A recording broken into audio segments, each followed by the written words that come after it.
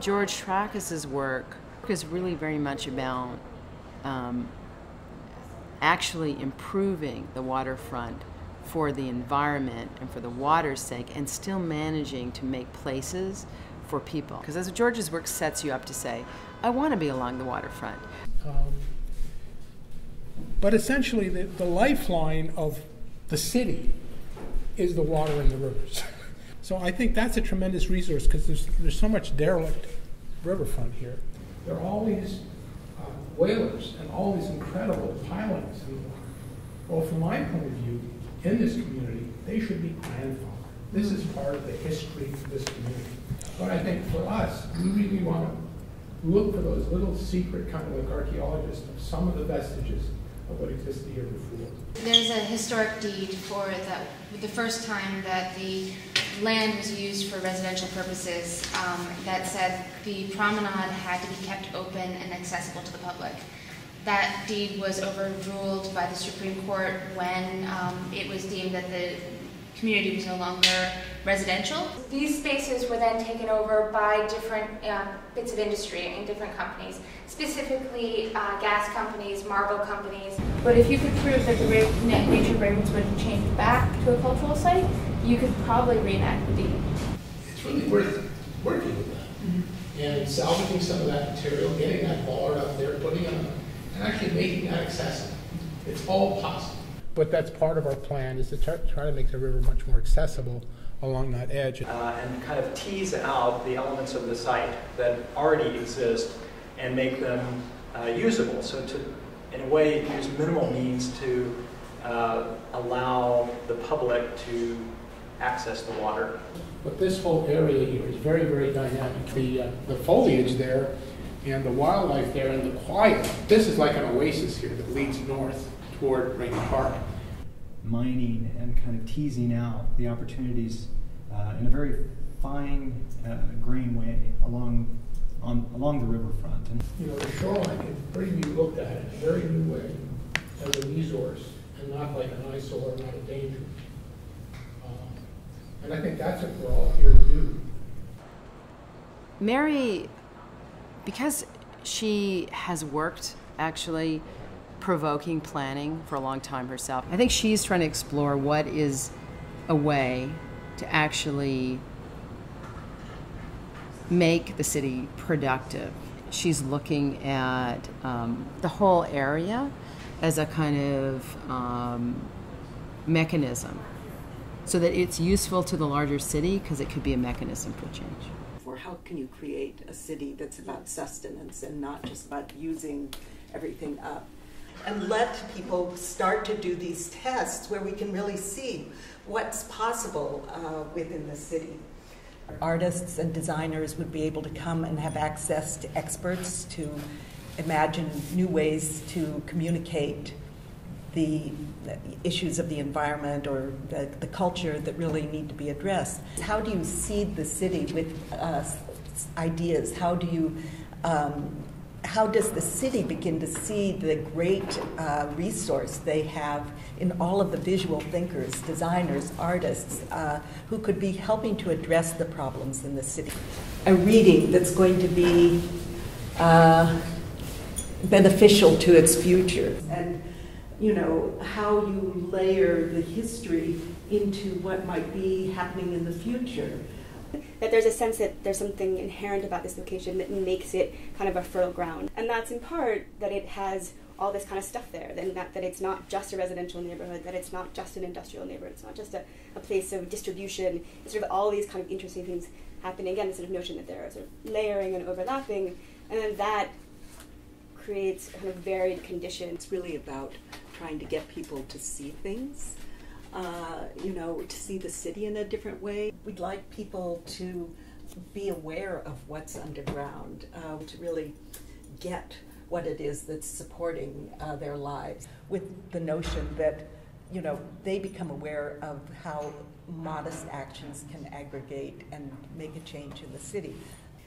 You know, if people can get introduced, they could begin to imagine different ways of doing, and that there are all of these things happening that people are doing that aren't apparent or visible to people. And how do you test out new ideas that then have an opportunity to be disseminated throughout the city, but in a small scale? To get people out from the museum into the surrounding neighborhood to kind of reconsider all the blank walls, all the utility poles, all the trucks, scaffolding, which is all over the city, the stacks, the verticals, all kinds of open spaces, whether it's the river itself, the river's edge, the community gardens, the roofs. There are all kinds of sidewalk things. I want to take it and try and make, and turn it inside out. So this idea of repurposing becomes more apparent to people, really allowing you to imagine this incremental change that created this area. Natalie, more than probably any of the artists, is really tied in as a scientist. Her background is in science. Her work is extremely data-driven. Therefore, it has actually a great deal of accuracy to it. Where you collect huge amounts of data and you test things. She's interested in doing all those things to understand what it is that we can do for our environment and what it is our environment can do for us that is synergistic. I think of Natalie as being related to, the way new music composers work. So there is this sort of lack of fear in her work about being politically correct or doing. She really just wants to get to what could be a new truth. The design challenge of the 21st century is radically improving environmental health. Human and environmental health, and urban systems are not optimized to do that. It's how to really use play, wondrous engagement, and pleasure as serious reconstructive forces. Is how do you legitimately translate urban systems into someone's direct interests?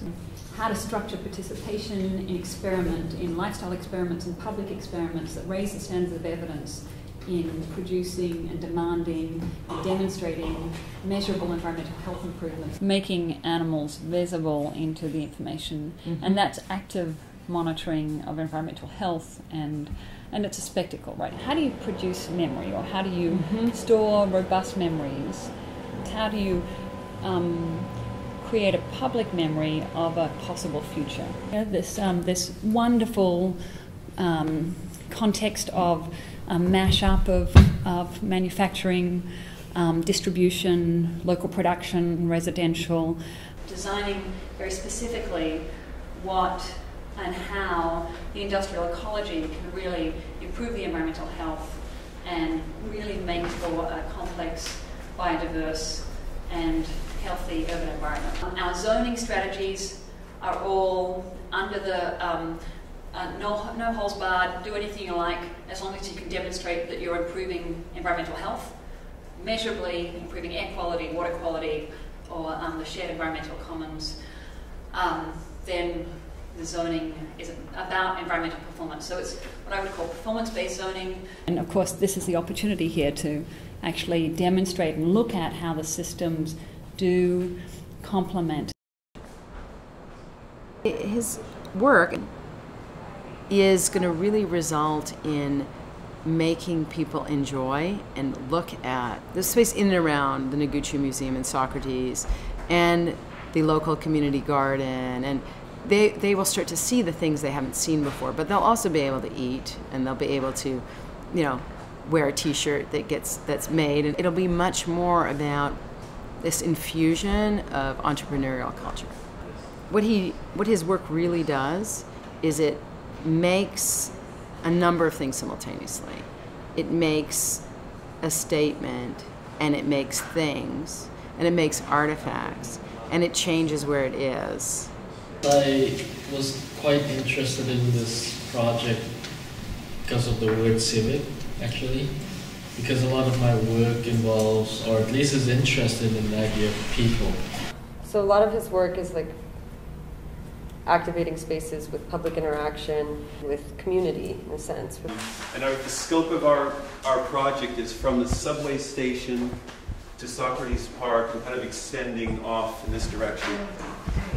And what we're proposing is to kind of bring the park to the subway through making Broadway a kind of green way, a programmed park where we'd have different activities that are sort of suggested for this area. Exercises or public use of the space. We want to really express this kind of idea of a vista and a street. A lot of these are very much kind of episodes. So concerts, activities, even just benches, places to sit. He really wants to extend it along parallel to the water. And then there's also some kind of other notion about doing a project in the Socrates Park as a kind of kitchen building. He looks probably less at the structure and more at the social aspect of a district or an area and the way in which he could bring that all together. His work really does that. It really does engage the public.